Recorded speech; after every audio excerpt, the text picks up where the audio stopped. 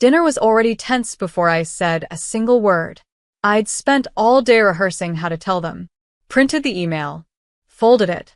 Refolded it. Read it so many times I could quote every line. "We are thrilled to welcome you into the accelerated clinical program." It was real. After years of late-night studying, community college transfers, and working part-time just to afford scrubs and anatomy books, I was in. I didn't want applause. I just wanted acknowledgement. Maybe even pride. So when the plates were down and Elise started bragging about her nursing exam scores again, I found the courage. I got into med school. Everything stopped. My mom blinked. Into where? The accelerated clinical program. St. Audley. Full tuition covered. Elise set her fork down. Dad leaned back in his chair. St. Audley? That's not real med school. That's some shortcut program. It's accredited. It's advanced placement. It's competitive. He waved his hand like I was a fly. Telling people you're going to be a doctor is a joke. Mom chimed in. We don't need another Elise, Naomi. You barely made it through high school without falling apart. I stared at her. Elise laughed under her breath. Maybe they just needed diversity points. That one stung. Worse than anything. I earned it. Dad scoffed. You earned stress. You earned chaos. You earned this family's embarrassment. What you didn't earn is a white coat. A girl like you. Don't say it, I whispered.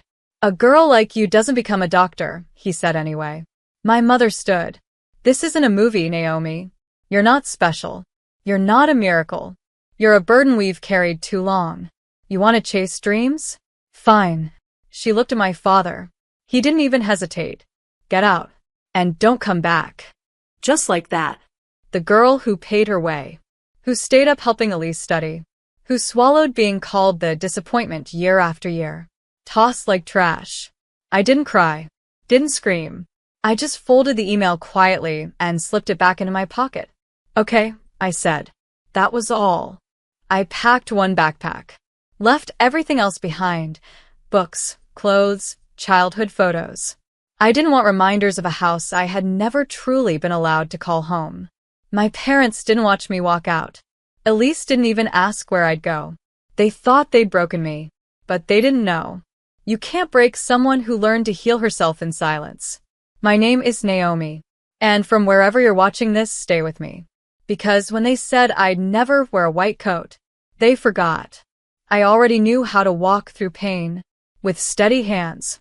I didn't become the family disappointment overnight.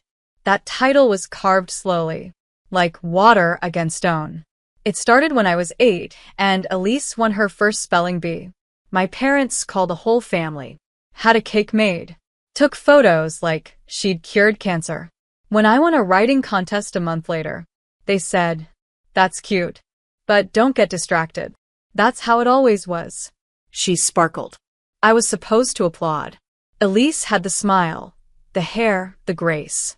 I had the questions, the weird interests, the quiet.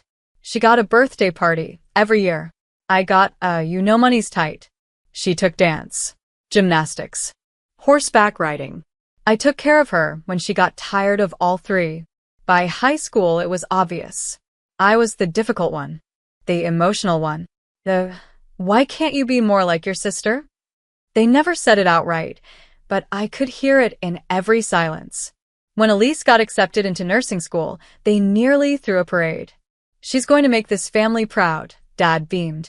When I got into a pre-med track at community college, Mom looked at me and said, "That's a nice backup. You'll figure something out." I studied every night while Elise skipped classes and flirted her way into retakes. I tutored classmates, aced exams, pulled doubles at the cafe just to afford used anatomy books.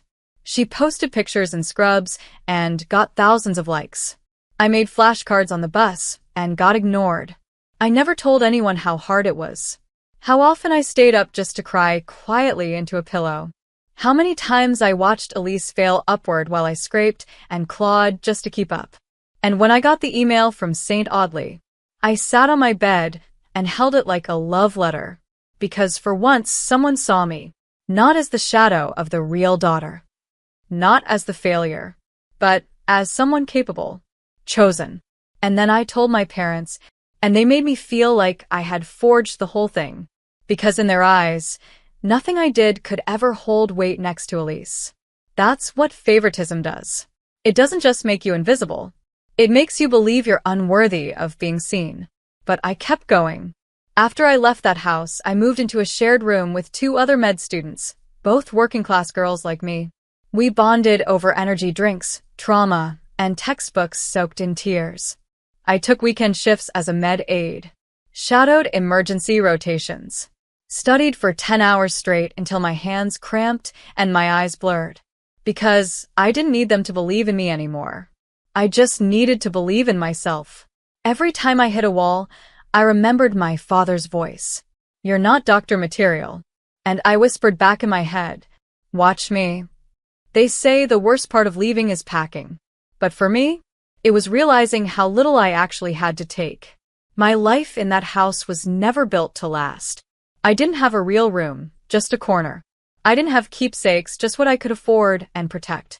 So I packed quickly, quietly. A few hoodies, my worn-out anatomy flashcards, a second-hand laptop, this St. Audley acceptance email, printed, folded, taped to the inside of my journal like a holy scripture. No one stopped me. I moved past Elise's door, heard her giggling on the phone, still basking in their pride. I passed the kitchen, where my dad sat scrolling through TV channels like he hadn't just told his daughter she'd never be good enough to save a life. I stepped out the door and didn't look back. No one asked where I was going, because no one cared. They thought I was bluffing. They thought I'd come crawling back. They thought I couldn't survive without their condescending help. But what they didn't realize, I'd been surviving without them for years. That night, I took a bus across town to a tiny apartment shared by 2 med students I met in an online study group. We'd only met once in person, but when I told them what happened, one of them, Ava, said, "Girl, come crash here. You're one of us now. Let's pass this damn test and make them choke on your white coat." We didn't have a couch. I slept on an air mattress for the first 2 months. But I had Wi-Fi. I had quiet. And I had freedom. For the first time, I could study without someone yelling in the next room. I could cry without guilt. I could breathe without feeling like I owed someone oxygen in return. I worked nights at a clinic, mopping floors and refilling 4 drawers. Spent days in classrooms so cold, I wore gloves while taking notes. There were nights I wanted to quit. Nights I whispered, they were right. I'm not cut out for this. But every time, I pictured Elise in her designer scrubs, my mom clapping at her white coat ceremony, my dad saying, "Finally, a daughter we can be proud of." And I'd pick up my pen. Keep going. 1 semester down. Then another. I passed my first mock clinical with a 98%. Got invited to assist on my first trauma simulation. Started earning the respect of professors who didn't care about my last name, only how steady I held a scalpel. I didn't update my family. Didn't post anything. They didn't ask, and I didn't offer. They'd already told me who I was. Now I was becoming someone they'd never recognize until it was too late. Because in just 3 months, the sister they adored would roll into an emergency room in pieces. And I'd be the only one who could save her. It was a Tuesday night. Shift change. The kind of hour where exhaustion mixes with caffeine and you stop counting how long your badge has been on your chest. I was in the ER wing at St. Audley, part of our trauma rotation. I had just stepped into the break room, unzipped my jacket halfway, and reached for my second cup of vending machine coffee when the call came over the intercom. Incoming code trauma. Young adult female, mid-20s, unresponsive. Motorcycle collision. Possible internal bleeding. ETA 2 minutes. We moved like we were trained to. Controlled chaos. Gloves. Gurney cleared. Intubation tray prepped. I didn't think much of it at first. Trauma was trauma. Then I saw the ambulance doors fly open. And everything in me went still. It was her. Elise. Her hair was matted with blood. Left side torn up. The medic shouted over the noise. Motorbike wreck. Hit a median. No helmet. BP dropping fast. We need to open lines now. They wheeled her into trauma bay too, and I stood frozen at the corner of the room. My fingers curled tightly around the edge of the tray. My heart wasn't racing, it was slowing, like everything inside me was going quiet to let my training take over. Then I heard the attending say it. "Dr. Naomi, you're running point." I blinked. He looked at me. "Now." "You're the most familiar with polytrauma protocol. Let's move." I didn't flinch, because this was the moment. Not revenge, not rage, just readiness. I slipped on the gloves, walked toward my sister. Her face was pale. There was so much blood. I checked her vitals, gave instructions, called for fluids, ordered scans, took charge. Not a stutter, not a tremble, because I wasn't the broken girl from the dinner table anymore. I was the doctor, and she was now the one holding on by a thread. As I inserted the four, her eyes fluttered open. Barely, just long enough for them to lock onto mine. Panic. Recognition. Shame. But I said nothing, because this wasn't about us. This was about saving a life. Even if it belonged to the same girl who once whispered, "You'll never make it." A few minutes later, I heard a commotion near the entrance. Two voices. Familiar. Frantic. My parents. "Where is she?" "That's our daughter. Elise Mercer." "Please, where is she?" The nurse on call tried to calm them. "She's in trauma bay too. She's with the doctor now." And then, "Wait, who's the doctor?" my mom asked. "Naomi Mercer." Silence. I didn't hear the rest, but I could imagine it. Their faces, their confusion, the realization. They had begged for someone to save Elise, and got me, the daughter they tossed out, the dreamer they mocked, the girl who could never be a doctor.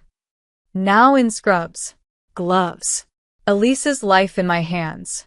And when the procedure was done, when her bleeding was stabilized and her vitals evened out, I pulled off my gloves, stepped out of the trauma bay, and there they were, my mother, my father, staring at me like they'd seen a ghost in white. I looked at them, calm, collected, lifted my chin, and said, "Looks like I came back after all." They didn't move. When I said the words, "Looks like I came back after all," it was like the hospital hallway froze. My father blinked first, not out of recognition, out of disbelief. Like he couldn't reconcile the woman in front of him, in scrubs, confident, standing tall, with the girl he told to get out and never return. My mother's hand was on her chest. Her mouth hung slightly open. She looked at me like she'd seen someone reborn. And I guess, in a way, I had been. She took a breath. "Naomi, you're?" "Yes," I said. "I'm the doctor in charge of Elise's case." She winced when I said doctor. Dad stepped forward, arms stiff at his sides. "We didn't know." I looked him dead in the eyes. "You didn't ask." They both fell silent. Behind them, the ER buzzed with activity. Beeping monitors. Intercom pages. Shoes squeaking against tile. But between us? Nothing but consequences. Mom tried again, voice trembling. "How is she?" "Alive." "Stable." She was lucky. Another 10 minutes, and she might have coded. Dad swallowed hard. "You saved her?" I tilted my head. "Would that surprise you?" He didn't answer. So I kept going. I managed her airway, inserted the lines, stabilized her BP, led the trauma team. "The girl you said would never be Dr. Material? She's the reason your favorite daughter is breathing right now." Mom's lip quivered. "Naomi, we were under stress. We said things." I raised a hand. "Don't. Not here. "Not now." I looked between them. This is a hospital, not a place for guilt trips or excuses. You came here asking someone to save her. That's what I did. Anything else? Doesn't matter right now. For a moment, they looked like children. Cornered. Small. Ashamed. And I felt nothing. No rage. No victory. Just completion. I didn't need to scream. Didn't need to gloat. They were standing in front of their own judgment, delivered by the very hands they discarded. "When can we see her?" Mom asked quietly. "She's sedated. You'll be allowed in once the nurses clear her vitals." I started to turn away. Dad spoke again. Naomi, you've changed. I looked back, voice steady. No. You just never looked close enough. Then I walked away, into the ward, into the quiet where competence lived. My hands were still shaking slightly beneath my gloves, not from fear, from adrenaline, from the weight of being trusted in a space I fought so hard to stand in. That night, I stayed late, checked on Elise's chart, updated the nurses, reviewed her imaging. Not once did I let personal history cloud medical protocol, because I wasn't there to get revenge. I was there to do what I trained for, even if the patient on the table was the reason I cried myself to sleep for half my life. At 2:08 a.m., I looked in on her one last time. She was asleep, breathing steady, the machines finally quiet. And in that silence, I realized something. I had walked away once feeling like nothing. Now I walked back in as everything they needed. The next morning, I was on my second round when I passed by the family waiting area. And there they were. Mom curled up in a hospital chair, wringing a tissue in her hands. Dad pacing like he had somewhere important to be, even though for once, there was nothing they could do. They saw me before I saw them. My mom jumped up like someone had fired a gun. Naomi, what's happening now? She's stable, still sedated. Her vitals are improving. You'll be able to visit after her neurology check. She nodded too fast, like agreeing with me now could rewrite the last 18 years. Dad stepped forward. Thank you. It sounded like gravel. I nodded, but didn't smile. This isn't personal. It's protocol. He winced. Good. Can we talk? Privately, he asked. I paused. Then led them to the end of the hallway, the quiet corner near the window where the vending machines hummed softly in the background.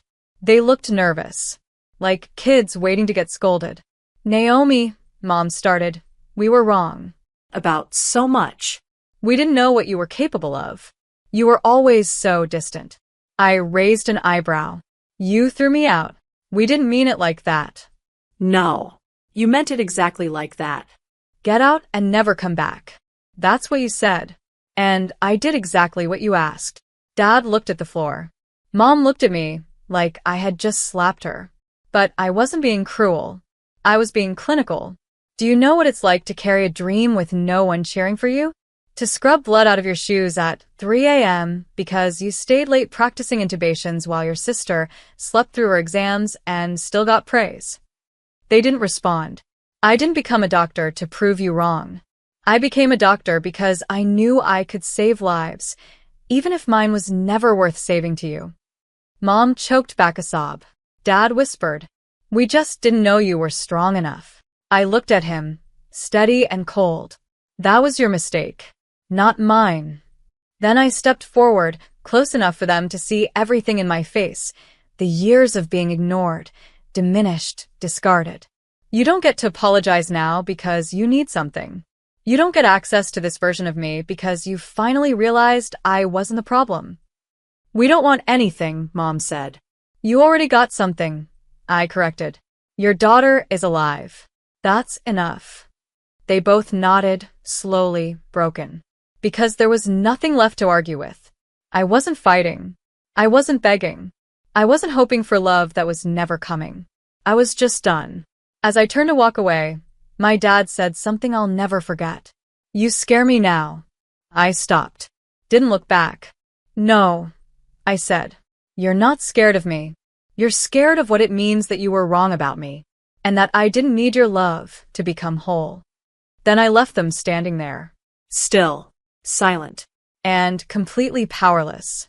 When I walked into her room, Elise was awake. Barely. Wires everywhere. Face pale. Lips dry, but conscious. She blinked slowly as I stepped closer to the bed, her eyes tracking the movement in my coat, the white one. Mine. Hey, I said softly, checking her vitals on the screen. Her lips parted. Naomi? I didn't smile, didn't hold her hand. I just confirmed her name, her age, the day of the week, the usual neuro check. Her voice cracked. You're a doctor? I am. Silence. The weight of it pressed into the corners of the room. She blinked again, slower this time. Processing. I thought you left. I finished. I did. You all told me to. Her eyes glossed. Not with guilt, with confusion. As if her memory was trying to stitch together the broken pieces between mocking me at the dinner table and now, me standing over her in command of her care. You saved me? Yes. I didn't sugarcoat it. Didn't soften the truth. Didn't call it help. You were bleeding out. No pulse. I made the call. I did the procedure. You're alive because I did what I was trained to do. Her breath hitched. I looked her over clinically. Try not to talk too much. You'll be sore for a while. Multiple fractures, 2 broken ribs, a torn spleen. You'll recover if you follow instructions. Her eyes welled up. Maybe it was pain. Maybe it was something else. She tried to reach for the water cup with trembling fingers. I picked it up, held the straw to her lips, and let her sip.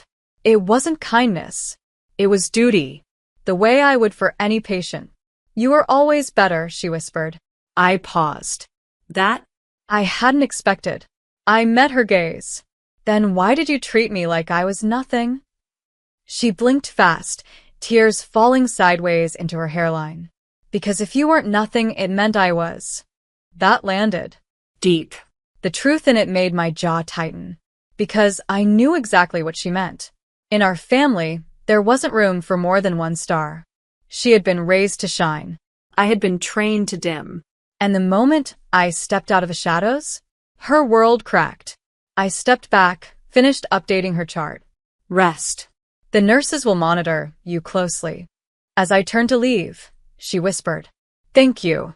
I paused, but didn't turn around. I didn't do it for you. She didn't reply. Didn't need to. Some debts are too old to collect. Some forgiveness isn't ours to hand out, especially when it was never truly asked for. When I walked out of her room, I passed my parents in the hallway. They stood, waiting, hopeful. I looked at them flatly. She'll live. Relief flooded their faces. Mom whispered, God bless you. I said nothing. I just kept walking. Because the blessing wasn't mine to give. It was theirs to recognize. And for the first time, they finally had. The graduation was small. No fanfare. No confetti. Just a quiet ceremony in the main lecture hall of St. Audley, with white coats hanging like armor on silver hooks behind the podium. I almost didn't go. I'd already earned the title. Already worn the gloves.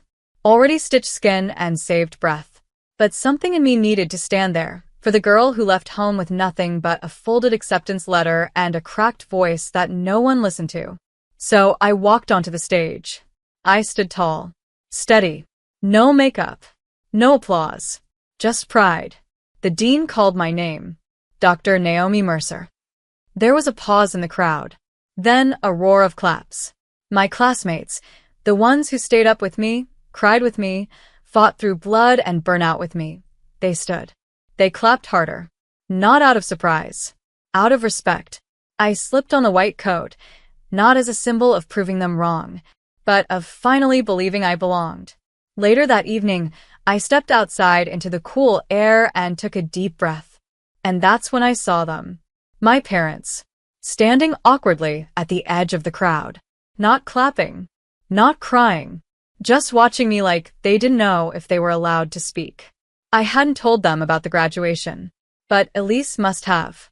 She was still recovering, in a rehab center closer to their house. We hadn't spoken since I left her hospital room. But she must have told them what day it was. What it meant.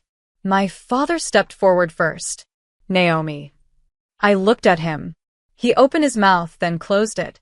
Finally, he said, We don't know how to say sorry. I nodded once. Then don't. My mother flinched. Can't we try again? I took a slow breath and looked them both in the eyes. You told me a girl like me could never be a doctor. And now that I am, you want a place in this life. But the truth is, I didn't become this because of you. I became this in spite of you. They looked down. And that's when I said it. This coat? This badge? These hands? They're mine. Bought with sleepless nights, student loans, and quiet rage. You don't get to wear any part of it. We were wrong, Mom whispered. Yes. You were. I turned to leave. And then I stopped, looked back over my shoulder. By the way, I opened my arms slightly, not wide. Just enough. This is what a doctor looks like. Their eyes widened. Not from shock. From truth. Because for once they couldn't deny it. I didn't wait for a response. I walked away, white coat catching the wind, as camera flashes snapped in the distance and laughter rose from the graduates behind me. I wasn't the girl they threw out anymore. I was the woman who came back, not to ask for a seat at their table, but to build her own operating room. They told me I could never wear this coat. So, I made sure the day they needed it most, I'd be the one wearing it. Asterisk,